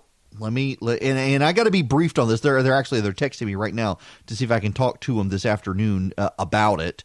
Let me explain this for you, because I know Republicans particularly get what. This is a double-edged sword. It's a catch-22. It's a damned if you do, damned if you don't situation here, because the Democrats want the governor to do an unlimited Medicaid expansion in Georgia. They want full Obamacare in Georgia.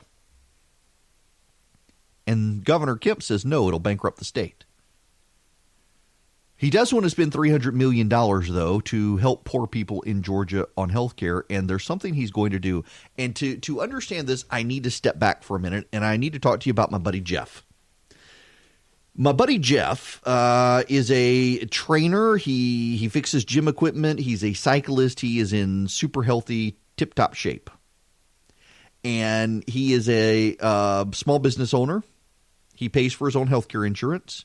And prior to Obamacare, he could get really great insurance for less than $100 a month because he's super healthy. He goes to the doctor maybe once or twice a year. And after Obamacare, he wound up not having health care insurance for the first year because it was cheaper for him to pay the fine for not having insurance than it was to have insurance. And he would go to his doctor and he would pay cash. Well, the Obamacare fine would escalate every year, and it got to the point where it was cheaper for him to buy a crummy plan for Obamacare than it was to pay the fine. So he did, and it was still more expensive than anything he had before Obamacare. And he got and I don't mean to disparage them, but it was a Blue Cross Blue Shield plan. And it was one of the Obamacare plans. Blue Cross Blue Shield offered better plans if you were in the private sector than if you were on the public option, which is what Obamacare is. And no doctor that he saw would take his plan.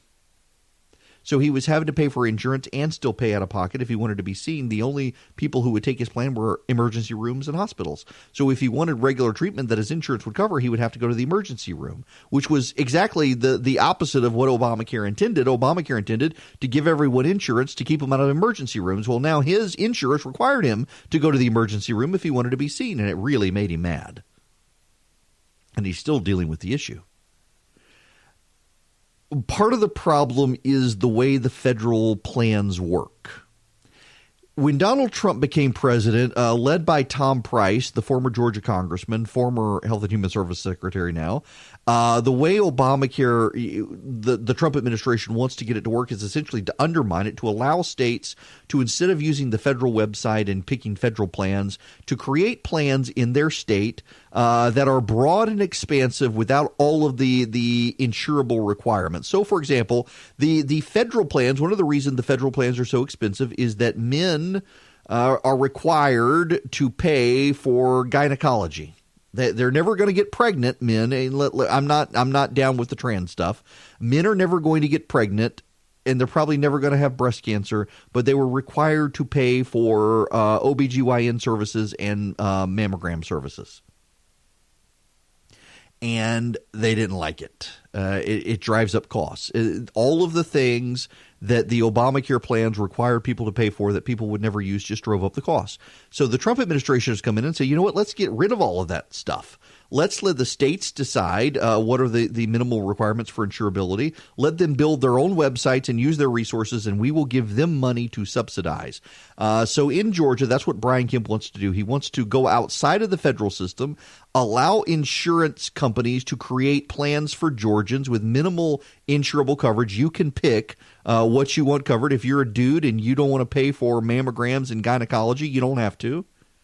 And lower it, and they're going to limit it to people who are at the poverty line. So people who have money and can afford private plans can't apply. But for the poor who cannot afford it, they're going to give you a subsidized plan with cost savings. And all of the outside consultants who have looked at this have said that Georgia's plan, not only will it actually keep costs down compared to other states, but Georgia intends to fund it with $300 million out of the gate, which will help keep the costs down, which means that the Georgia healthcare plan will be more stable than other states that have seen just massive fluctuations in the amount of money they're having to pay for health care.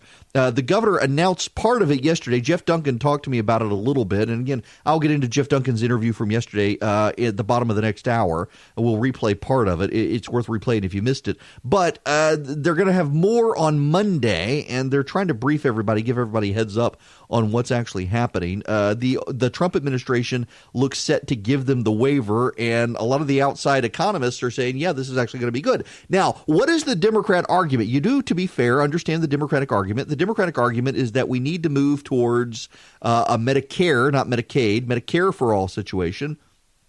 Georgia should fully expand Obamacare right now for the working poor, and they should not limit it. So if you're poor but can get health insurance through an employer, you should be able to have access to the plan, according to the Democrats.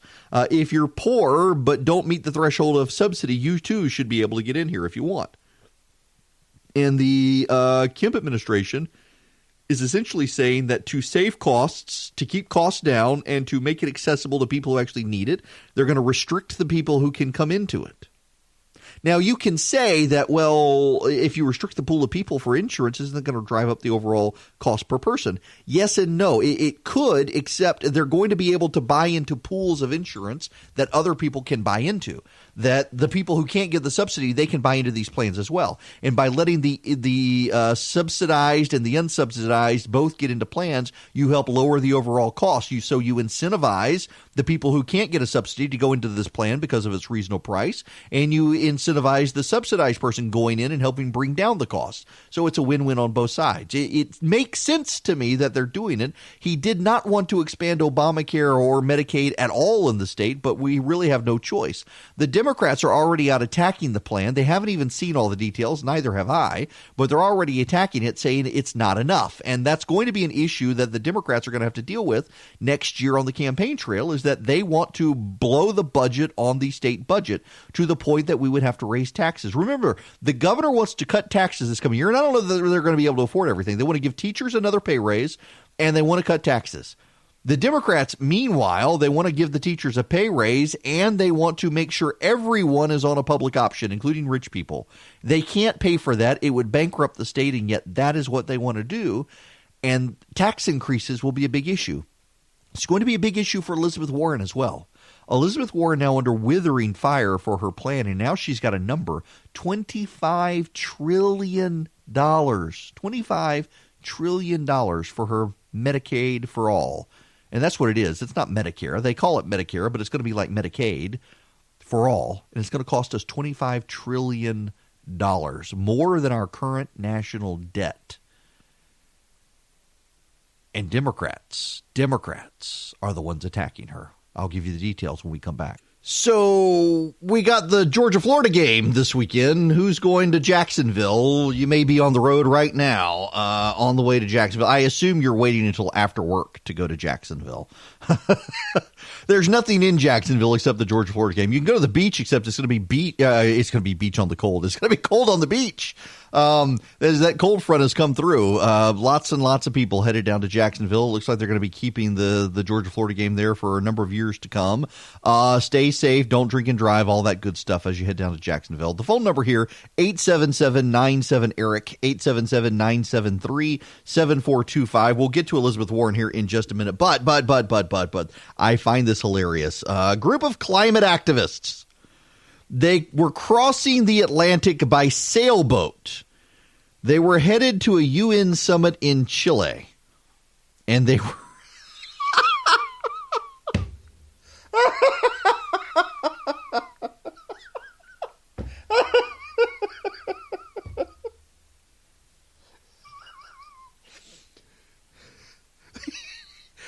a group of climate activists sailing across the Atlantic. I guess they were going through the Panama Canal. Well, they didn't have any internet. They didn't know. After 4 weeks, the summit's been canceled. They were young environmentalists. They set off from Amsterdam on October 2nd. They were using a sailboat in order to highlight the impact of flying on greenhouse gas emissions. They completed more than half of their 7-week journey to Santiago, Chile. It was supposed to be scheduled in early December. Well, everything's being canceled. So they were timing this for the summit, the economic summit that was down there. There was going to be the climate conference as well, COP25, and it's all been canceled. So I take that back. It's not that they didn't know. I guess they had solar power and whatnot, but they're 4 weeks into their journey on the 3-hour tour, and it's gotten canceled. And now they don't know what to do. There are huge riots in Chile, really big riots down there. Protests. 20 people have died. They're not gonna turn back. They're gonna go to Brazil. Isn't this how horror movies start? They've sailed across the seas, and now they're going to go to Brazil. They're going to get lost in the jungle, and 20 years from now, they're going to be making movies about whatever happened to the environmentalist group. After the initial, they've read a statement. After the initial shock and sadness the news brought, everyone came together determined to continue what we started, putting the climate impact of aviation on the international agenda. With Costa Rica and the city of Bonn, Germany, floated as potential alternatives for the conference, the activists say they're sailing to Brazil, meaning they'll be able to attend the eventual summit whenever it happens. If it takes place in Costa Rica, they could change course and head to Central America. Thankfully, hurricane season will be wound down, so they won't have to worry about that. Ah, my goodness gracious. It took Greta Thunberg only 15 days in her yacht to get to New York. These people are going to be sailing forever to get to South America. They're going to stink by the time they get there. But yeah, so the thing's been canceled. In other news, Georgia Southern has brought Appalachian State to the end of its perfect season. Georgia Southern got 24-21 in the football game. It was an upset. People are complaining about the officiating in the game. Oh, well. Georgia Southern. Georgia teams doing well. I do have to say, am I allowed, since Athens is our flagship station on WGAU, am I allowed to say something? If Abby is listening, I apologize in advance. I don't mean to cause rioting at the radio station in Athens, but Tennessee beat South Carolina. I know. So could Georgia State beat Georgia? I know. Yeah. I just this Georgia South Carolina game, it still pains me. I'm assuming that we will beat Florida, but yeah, Tennessee beat South Carolina. Georgia State beat Tennessee. We beat Tennessee. By we, I mean UGA. Maybe I shouldn't say we since I'm from Louisiana, but you get the point. Yeah, well, okay. When we come back, Elizabeth Warren and Mark Zuckerberg killed Aaron Sorkin. We need to discuss this murder. Hello, it is Eric Erickson here, the third hour. Welcome. The phone number, 877-97-ERIC. That's 877-973-7425. If you would like to be a part of the program. Elizabeth Warren, poor Elizabeth Warren. She's got some problems. Now, where is this? I actually printed this story out. It's so the media has been trying very hard to, maybe I didn't print this. Oh, no. I printed the other thing out. We'll get to that here in a minute. The media has been trying real hard to make Elizabeth Warren happen. They really, really, really want Elizabeth Warren. They really want Elizabeth Warren. And she has a problem, and the Politico has a story out about this problem that she has, and I want to get to it. But first, I want to tell you this hour is brought to you by First Liberty of Georgia. First Liberty Building and Loan. They've been a longtime sponsor. If you're a small business, medium-sized business, I highly, genuinely, truly encourage you to reach out. And it doesn't matter where you are in the United States. And that's something I need to emphasize. You don't have to be in Georgia. Anywhere in the nation, if you're listening to me right now, go to firstlibertyga.com. Talk to the Frost family. They can help your business get access to capital without a bank bureaucracy involved. Highly recommend them. firstlibertyga.com. The Frost family. They're good people, great sponsors. You help the show by going to the sponsors. So go to firstlibertyga.com. Elizabeth Warren has a plan for Medicare for all that was clearly not well thought out. In fact, Warren, I played this again. I'll get to it. Charlie's telling me I was going to talk about Zuckerberg and Sorkin. We've both been waiting to talk about the story. It's so awesome. But I got to get to Elizabeth Warren first. And I'll do Elizabeth Warren quick, and I may come back to it because I really want to talk about the Mark Zuckerberg. It is so awesome. Zuckerberg just killed the guy. I mean, just murdered him with his own words. But anyway, so Elizabeth Warren, she's been telling people, I've been playing you the audio, that a 2-penny tax on the rich. Basically, anyone who makes over $400,000 a year, 2 pennies on every dollar above that would go towards paying for everything. And according to her, it could pay for free college. It could pay for free health care. It could pay for free sensual massages. It could pay for everything. And it turns out that it can't. And her economists who did it totally forgot that, if you make the rich people pay for stuff, they're going to revise the amount of money they spend, and they're going to redirect it to offshore accounts and stuff like that. So you're not going to be able to get it. But her economist, no, we'll come up with ways around that. You can't. Money can flow like water, and rich people know how to make it happen. And so you're not going to be able to do it. Well, now it turns out that Democrat economists, I'm not talking about Republicans. I'm not talking about fringe economists. I'm talking about mainstream Democratic analysts and economists have looked at her and Bernie Sanders' Medicare for All plan. And do you know how much it would cost? Over 10 years. $25 trillion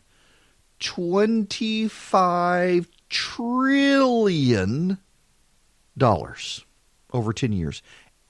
And like every good estimate, think about that as on the very low side as unrealistic. It's going to be higher than 25 trillion. I mean, that's the absolute best case scenario, which never happens. $25 trillion over 10 years. More than the current U.S. national debt, more than the U.S. government brings in. The Democrats will essentially have to impose a 45 to 50 cent sales tax, 45 to 50% sales tax, I should say. So for every dollar you spend, you'll need to add 2 quarters. That's crazy. Who wants that? And this is why the Democrats really do want to try to take out the president right now with impeachment, is because they're starting to get worried about Elizabeth Warren. She's doing better than Joe Biden in the polls. She's ahead of Biden in Iowa. If she gets through Iowa, that's going to give her some level of momentum. It's going to hurt. Here's what is this from? This is from Alex Thompson with the Politico on Warren and how much her plan is going to cost.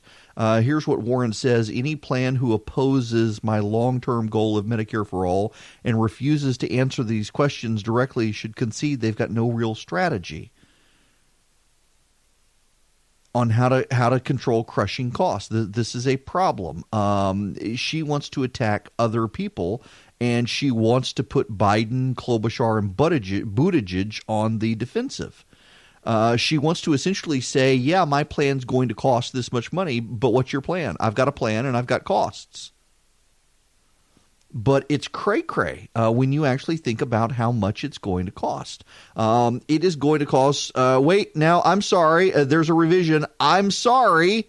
I told you it was going to be 25. I got the numbers reversed. It's going to cost $52 trillion. $52 trillion? The Congressional Budget Office, I just got this from a buddy of mine in Washington who's listening. The Congressional Budget Office projects that all federal spending will be $58 trillion over the same time. So the proposal from Elizabeth Warren would be a 90% increase in federal spending. And undoubtedly, a lot of Democrats will think that is a good thing. And that, by the way, is just one of her many spending plans. This will kill small business owners. And she says they're going to tax it. Even Ezra Klein is out complaining about this. Let me just read you this thread from Ezra Klein. There are two parts to Warren's Medicare for All financing plan. The first is how she estimates the total cost. Kudos to her for being detailed and clear. She gets a cost estimate in line with current national health spending by assuming deep cuts to physicians, hospitals, and drug prices, trillions in savings from payment reform like bundled care and ACOs and slower health spending. That lets her claim an amazing deal. Her plan will cover every single resident of the U.S. with much more generous coverage and no cost sharing. How convincing you find an estimate relies on how realistic you think the policies are, but that gives Warren a $52 trillion baseline for national health expenditure over 20 years. She then redirects almost federal, state, and local health care spending, which still leaves a $20 trillion hole to pay for her plan. So her next move is Medicare for All usually requires middle-class tax increases because you're replacing the trillions employers spend on health premiums. So she's going to freeze those trillions in place, and she's going to have the employers, instead of giving you money to cover your health insurance, the employers are going to have to pay the government. That has weird consequences. It effectively punishes employers who pay for good health care, as they're still paying more than their competitors, but without an advantage in recruiting. She says she'll adjust it. The problem is worse for businesses with less than 50 employees, who she says are exempt unless they pay for employee health care. Around half of them do, so they'll be paying a cost their competitors don't, with no advantage in the benefits they offer. In other words, what Elizabeth Warren is going to do is, let's say let me use my other job. I've got really good health insurance. My wife has cancer. It is the incurable kind. And she takes a very recently developed medicine that keeps her cancer from growing, and it costs $22,000 a month, not a year, a month, $22,000 a month.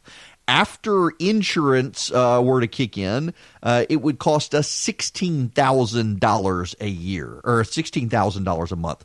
But because of our private health insurance, in addition to AstraZeneca giving us credits, we don't actually pay out of pocket every month. I pay my company as part of my payroll. I get the best plan with the lowest deduction I can, so our monthly out-of-pocket healthcare costs are as small as possible because the deductible burdens and everything else. Under Elizabeth Warren's plan, because my company gives me such generous healthcare benefits, they will be punished by the federal government compared to a company that does not give generous health care benefits, which incentivizes my company to punish me now by reducing my health care costs so that if Elizabeth Warren's plan were to go into effect, they wouldn't have to pay the government as much money. Or take your small business. Let's say you're listening right now. Let's take I'm a big fan of RecTech in Augusta. If you know RecTech, they are like Traeger, but much better built. If you're looking at a Traeger grill, go over to Augusta and get a RecTech instead. They are way better, better built, all sorts of extras. They're just an incredible company. They're a small business. I don't know how many people they have, but let's say they got 50 employees. They probably got about 100 employees. And they give health insurance to their employees. Well, take a competing business in Augusta that does the same thing but doesn't give health care benefits to their employees. RecTech would get punished by the federal government for having giving their employees health insurance. RecTech would have to pay extra taxes to the government. That's how Elizabeth Warren wants to do this. This is actual insanity by Elizabeth Warren. You're punishing small businesses for giving their employees health care. You're punishing big businesses by giving their employees good health care compared to their competitors. This is the way Elizabeth Warren wants to get elected. This is her plan. And you know the damnedest thing about this, and I'm sorry, I should watch my language on that, but you know the craziest thing about this? Progressives will think this is a good idea. Progressives will think it's a really good idea to punish businesses for giving their employees good health care. Progressives will think it's a really good idea to punish small and medium-sized businesses. Progressives will think it's a good idea. And she won't get a lot of pushback from the press because the press has been trying to make it happen. I mean, this is a crazy plan from Elizabeth Warren. $52 trillion. And what she essentially says to pay for half of it is that she will require that every dollar being spent by every city, county, and state and the federal government, every single dollar being spent right now by cities, counties, states, and the federal government will instead go to Medicaid, Medicare for all. So if your city right now has a program for drug addicts, a recovery program, and your city or your county or your state is paying for the drug addiction recovery of its citizens, they will no longer be allowed to pay for that. They will have to instead send that money to Washington. That's how she intends to pay for half of it. The other half, the other $25 trillion, that's where I was getting the $25 trillion from, the other half of the money would come from taxes. Taxes on employers, taxes on individuals, taxes on the middle class. And you know what the left-wing argument is? Is that, yeah, your taxes will go up, but your healthcare costs will go down, and your healthcare costs are more than your taxes, so you'll actually save. That's actually their argument. And in many cases, that's not true. In a lot of cases, that's not true. But that's the fiction that they're going to pursue with this. This is craziness, but this is progressivism. And the media, this is the most mind-numbing thing about it, is most of the media is not going to hold her accountable on this. You know what she's going to do? She's going to turn the tables on Biden, Buttigieg, Klobuchar, and Harris and the like and say, listen, Bernie and I both have plans. What's your plan? Yeah, my plan's expensive, but you don't have a plan. I've got a plan. You don't have a plan. I think that the response is better no plan that bankrupts America than a plan that does. Y'all, I would like to report a murder. Mark Zuckerberg, he murdered Aaron Sorkin. Aaron Sorkin, you know Aaron Sorkin. Aaron Sorkin of the West Wing. He wrote West Wing. He wrote The Social Network. He wrote he wrote what The American President is one of his movies. Let me read you part of Aaron Sorkin's letter. Dear Mark, this is an open letter in the New York Times. Dear Mark, in 2010, I wrote The Social Network, and I know you wish I hadn't. You protested that the film was inaccurate and that Hollywood didn't understand that some people build things just for the sake of building them. We do understand that. We do it every day. I didn't push back on your public accusation that the movie was a lie because I'd had my say in theaters, but you and I both know that the screenplay was vetted to within an inch of its life by a team of studio lawyers with one goal and one client. Don't get sued by Mark Zuckerberg.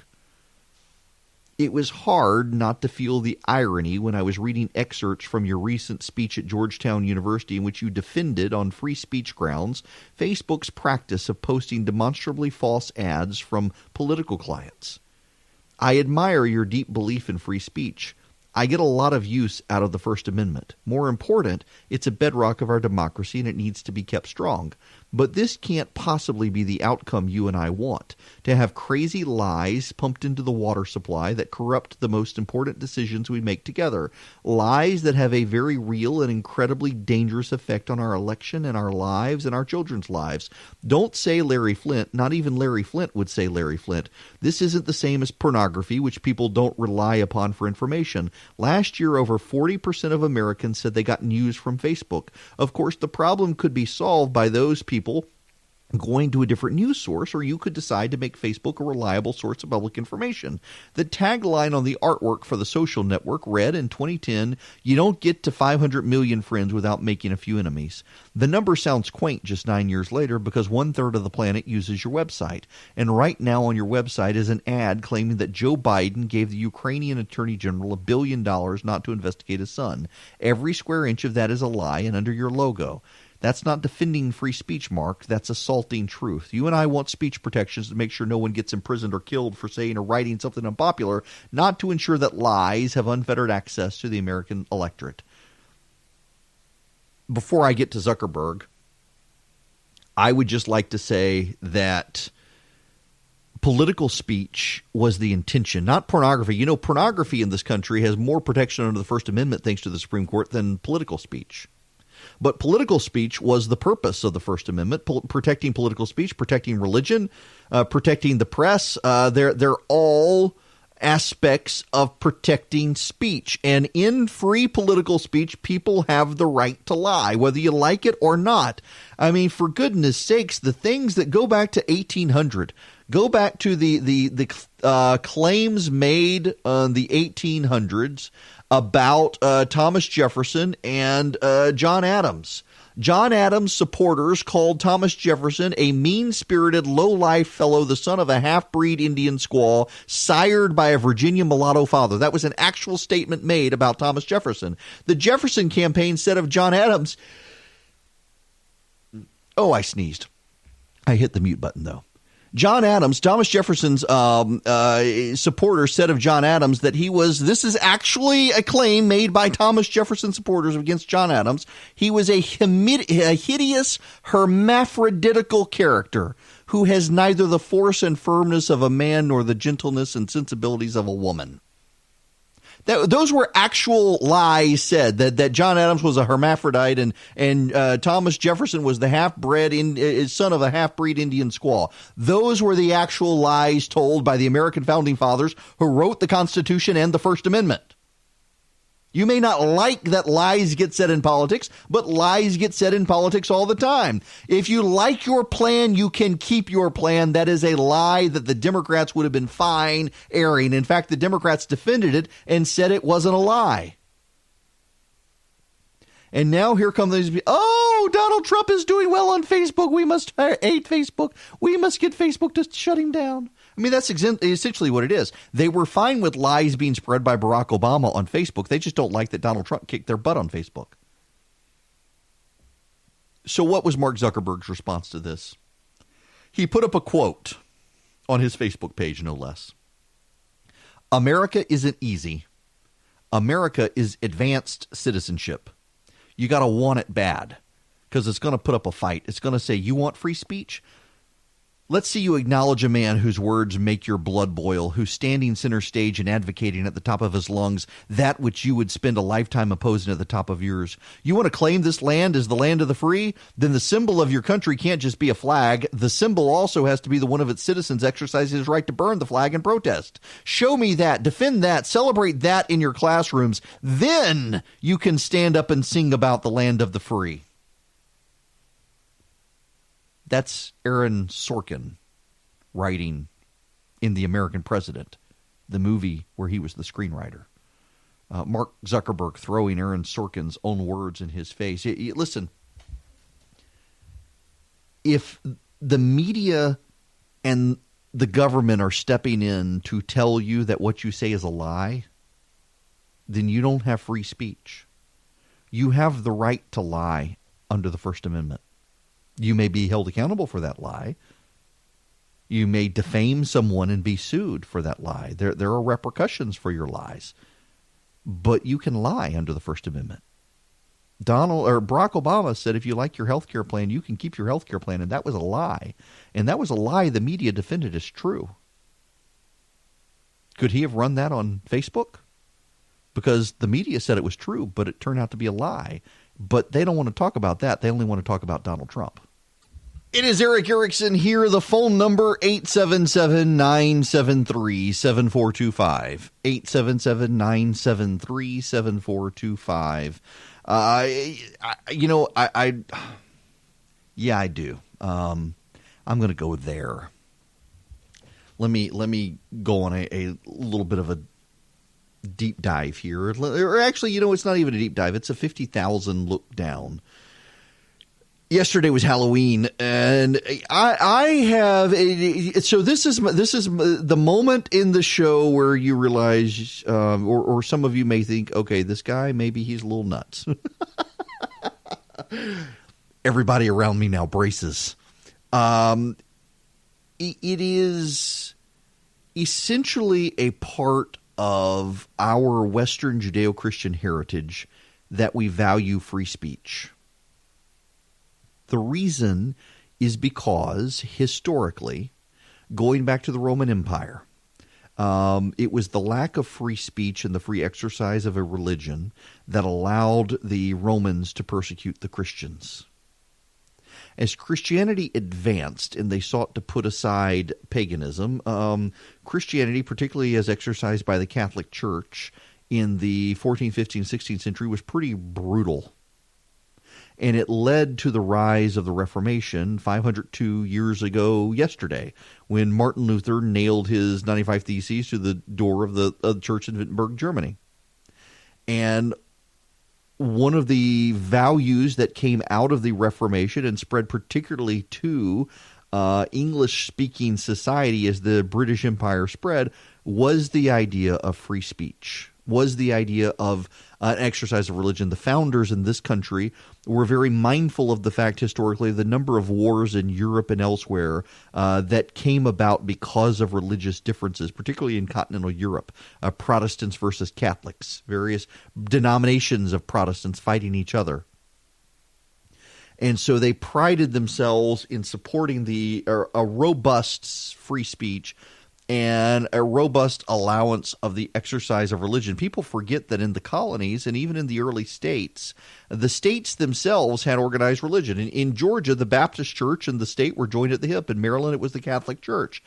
Because the First Amendment didn't apply to the states, it only applied to the federal government until the 14th Amendment. And thereafter, the free exercise and the Establishment Clause were applied to the states, incorporated against the states through the 14th Amendment. But up until that point, a lot of states had laws that established religions in those states, and they were all Judeo-Christian oriented, but of various forms of collaboration. Many states, as Irish Catholics came into this country, they became very, very Catholic, very, very anti-Catholic, and passed Blaine Amendments, which prohibited state money from going to any religious institution, and it had everything to do with blocking Catholic institutions.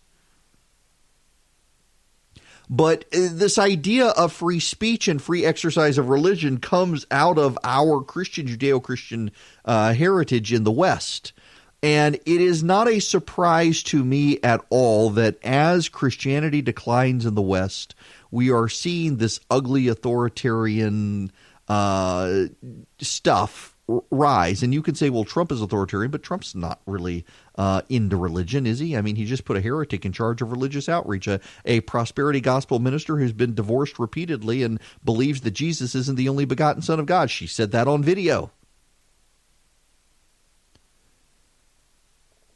I'm struck by the changes in culture in the West, particularly in the United States in the last few years. And I was talking to a buddy of mine the other day, and I got to be careful how I say this. And I've mentioned this before, but I got a little bit more of a runway in the clock here to be more nuanced here. My wife has tattoos. I don't care about tattoos. I don't have them. Most of my friends do. But I find it very interesting that increasingly I'm in the minority of people I know when it comes to tattoos. There's been a resurgence of people getting tattoos in the last number of years. You now find a lot of hipster preachers in their skinny jeans covered in tattoos, and they're all countercultural. It's almost countercultural today to not have tattoos. It's amazing how people want to be individual and individualistic and stand out and be unique, and basically it's everybody goes out and gets a tattoo. Conforming. There was a cartoon I saw the other day. We're the nonconformist, individualist, unique society. Just read this book and do what we do. But one of the things, if you go back into Scripture, in the Old Testament in particular, the Israelites were prohibited from getting tattoos. Now, the presumption there, just follow along with me here, if you will. The presumption there has to be, if God was telling them they needed to stand out from everyone else, so don't get tattoos, don't wear mixed fabric clothing, things like that, that these rules to set Israel apart meant that these other civilizations did stuff like that. And we know from archaeology that, in fact, the other cultures surrounding Israel did have a lot of body art and tattoos and things like that. And so Israel distinguished itself by being a society that didn't have tattoos. You could, in essence, pick out an Israelite from a Canaanite by who didn't have the tattoos. It was a very common thing in the pagan culture to have tattoos. And Christianity carried that over to a degree, although I call this stuff, every once in a while someone will call the show or they'll send me an email or say something on Twitter and they'll say, do you eat shellfish? Do you wear mixed fabric clothes? Well, you can't be a good Christian because the Bible says not to. Well, no, Christianity has moved into the New Testament, and the rules that set the tribes, set Israel apart, and the cleanliness laws, the ceremonial laws, those all went away with Christ. He made very clear now. I call this the shibboleth of the damned, by the way. You know the word shibboleth in the story, that the Israelites could say the sh sound. The Canaanites, I think it was the Amorites, they couldn't say sh, they could only say s. So Israel would require people coming across the Jordan to say the word shibboleth. And if they could say shibboleth, they knew they were Israelite. If they couldn't, if they said sibboleth, they knew they were the enemy and they would be killed. The shibboleth of the damned is you say that, well, you know, you're a Christian, you can't eat shellfish and you can't wear mixed fabric clothing. That's someone who's posing as a Christian. That's not a real Christian. It's the shibboleth of the damned. When someone says that, you know they're not a Christian, because Christianity has a very clear doctrine on this, that these were the ceremonial laws of Israel to set them apart on cleanliness grounds from the other people around them, and that all faded away, and Christ made very clear. The moral law stands, the ceremonial law and the civil law do not, and the moral law has nothing to do with tattoos. But what I find interesting is for a long time, Christianity held this over in popular belief on tattoos, that if you're Christian, you shouldn't get tattoos. Well, that has faded into culture, and a lot of these elements that Judeo-Christian Christianity, which isn't necessarily the Christianity of the Bible, cultural Christianity, if you will, set them aside, push them aside. What happens is we're now seeing as Christianity declines in the West and paganism rises in the West, the alternatives to Christianity, religion's not going away. Some things that Christians long suppressed, like tattoos, frankly, are coming back in a broader subset of people across Christianity and outside of Christianity. That doesn't mean people are sinning by getting tattoos. I want to be clear here. It's just that cultural Christianity put some parameters on society, and those parameters are now fading. One of those other parameters within cultural Christianity was a free speech. Now, you and I could agree to disagree on many things, and for years it was the left that was all about free speech. The left defended free speech, but again, the left was also boxed in with these parameters of a cultural morality derived from a cultural Western Christian mindset, and as that cultural Christian mindset in the West collapses, a lot of the values that even the left maintained as we spoke a common tongue and common idiomatic expressions, they're all beginning to collapse. So, for example, the left now supports a more authoritarian position on free speech. The right's position is that you have the right to be offended. You don't have to listen. You can change the channel. That used to be the left's position, and now the left's like, no, we need to use the state to shut you up. In a society that still believed in a Judeo-Christian West, where you had free speech benefited the church and free speech benefited religion, we now have a society that does not view Christianity as something that's well worth keeping in society, and so they're willing to shut down religion. They're willing to shut down speech. Look at Beto O'Rourke, willing to use the state to punish churches for disagreeing on whether or not homosexuality is a sin, whether or not gay marriage is something that is appropriate under the Bible, transgenderism, things like that. The values of the West are turning towards a paganism. We see this with abortion. Abortion has become a sacrament on the left. You know, there's a big story out of Ireland. The Irish have abolished their pro-life laws. It's now, you can now have abortion on demand in Ireland, and the Irish state is insisting that even Catholic hospitals perform abortions, and Catholic doctors, more than 1,000 of them, have come forward and said, you can take our license, we're not going to perform abortions. And the state is saying, okay, we're going to shut you down. It is this recurrent paganism that is coming up. There's a story out as well that in societies where there's a lot of disease, scientists are saying, hey, you know, disease makes people think they're demons and evil, as a correlation and causation there. People don't believe in the things unseen anymore, except they do. Religion is not going away. the authoritarianism within the free speech community now on college campuses. More than half of students on college campuses believe that Halloween costumes that offend them should be punished. 3/4 of students on Ivy League campuses think that speech that offends them or is hateful should be silenced and the people should be punished. What's happening is this paganism that is taking over the country as Christianity declines is presenting itself very much as paganism of ancient times. There really are no new ideas under the sun. Dissent within pagan communities was a bad thing. Christianity was punished in Rome because it was viewed as dissent. Do you know that one of the accusations against Christians were that they were atheists and that no normal people could be atheists? Because Christians said they believed in a risen, living God, and the Romans said all gods are dead gods, meaning that you worshipped the dead, you didn't worship the living, and if Jesus was living, well, then he wasn't really a god, therefore you were an atheist and you should be killed.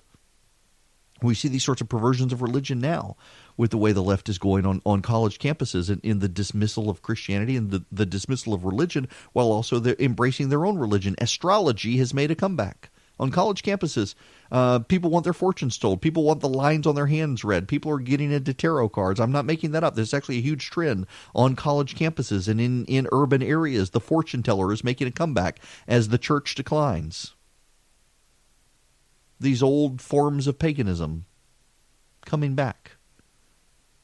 Christians could coexist with others because Christians for so long had been the persecuted minority, but others cannot coexist with Christianity. The people who have the coexist bumper sticker on the back of their cards tend to be the most intolerant people. It is a new form of paganism that is deeply religious. It holds deeply faithful views on transgenderism, on homosexuality, on climate. Climate becomes the new big one. Everything becomes blamed on climate. Everything is climate change. The fires in California are about climate change. It's a religious belief. It doesn't matter what the science says. Does the science say that the climate is changing? Yes, the science says it. Does the science say that the world is going to come to an end in 10 years? Nope, but it is a article of faith on the left that yes, it is. Because the science says so, except the science doesn't say it. The science says that the fires in California are cyclical in nature. They've been going on since before recorded weather patterns in California from the 1800s were established. We know from documented history in California in the 1700s, 1600s, 1500s, 1400s that there were wildfires all the time. At this time of year, we know the drought cycles. We know the rain cycles. We know it from historic, archaeological, anthropological evidence, and yet somehow it's climate change now when it wasn't climate change 400 years ago. By faith, we're to believe these things. By faith, we're to believe that Christianity is the intolerant bigot. By faith, we're to believe that society should be open and tolerant of everything except intolerance. But how do you define intolerance? You define intolerance as the things that I don't like. What we're seeing is the redevelopment of a pagan religion in the United States and a Western society as a whole that is trying to shake out its dogmatic, theocratic, doctrinal, orthodox beliefs. And they shift. It took Christians a couple hundred years to solidify the doctrine of the Trinity.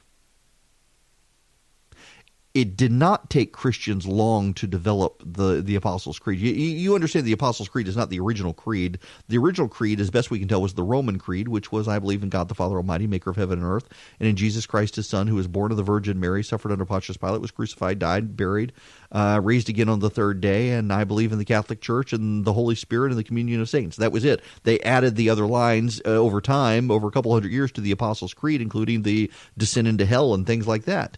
But the original, we can find evidence of it within about 50 to 75 years of Jesus, that the Apostles' Creed in basic form was there as the Roman Creed. It's what the Roman Christians said. I believe in God the Father Almighty, maker of heaven and earth, and in his Son, Jesus Christ, who was born of the Virgin Mary, crucified, suffered under Pontius Pilate, was crucified, died, and was buried. I believe in the Holy Spirit.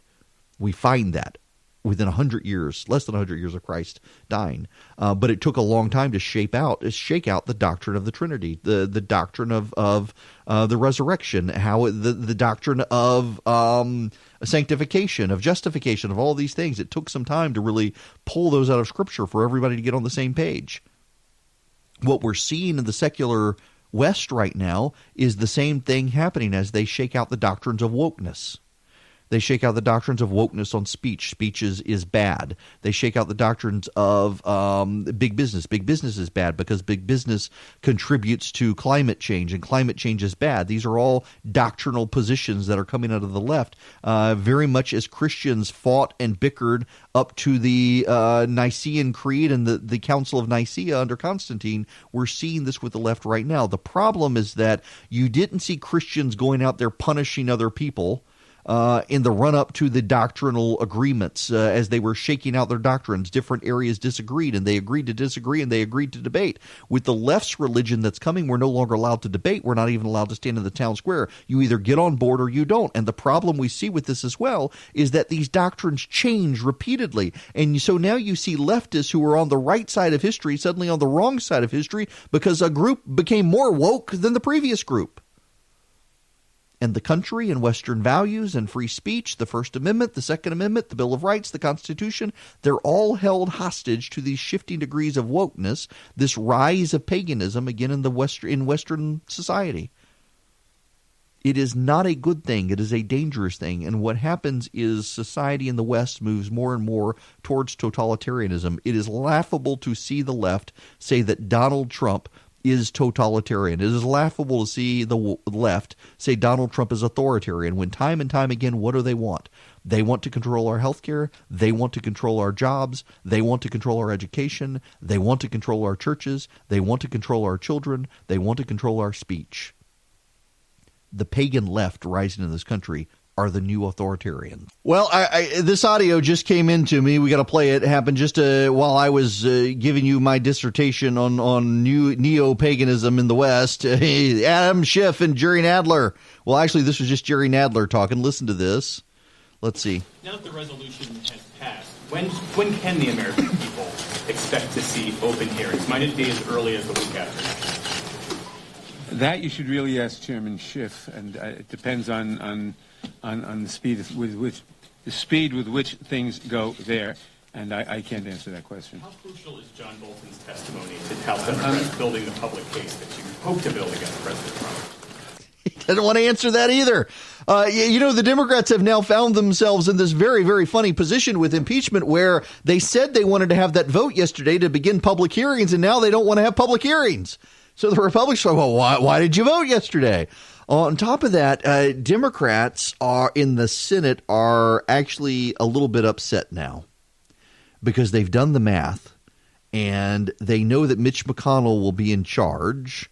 And as Mitch McConnell is in charge of the impeachment trial in the Senate, now technically John Roberts is, but Mitch McConnell as the majority leader in the Senate and the Republicans holding the majority, they'll be able to set when the trial begins. John Roberts will not be able to set when the trial begins. They also have to balance the Supreme Court. John Roberts has to hear cases in the Supreme Court. So they know that Mitch McConnell can allow the trial to begin in January. 6 senators are running for president of the United States.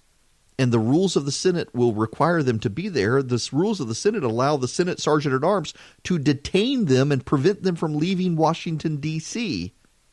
if they try to. And they want to campaign for president. Amy Klobuchar, Cory Booker, Kamala Harris, who else is in there? Elizabeth Warren. I'm missing 2 of them. Running for president of the United States. And Joe Biden's going to be able to be on the campaign trail with Pete Buttigieg. Oh, Bernie Sanders is there. Bernie Sanders, I'm missing one. Is Michael Bennett? Anyway. So you got 6 senators running for president. And Mitch McConnell is going to ensure that they can't go to Iowa for the caucuses. They can't go campaign before Iowa. They can't even participate in the January debate before Iowa because of the Senate trial. So Joe Biden is going to be able to campaign.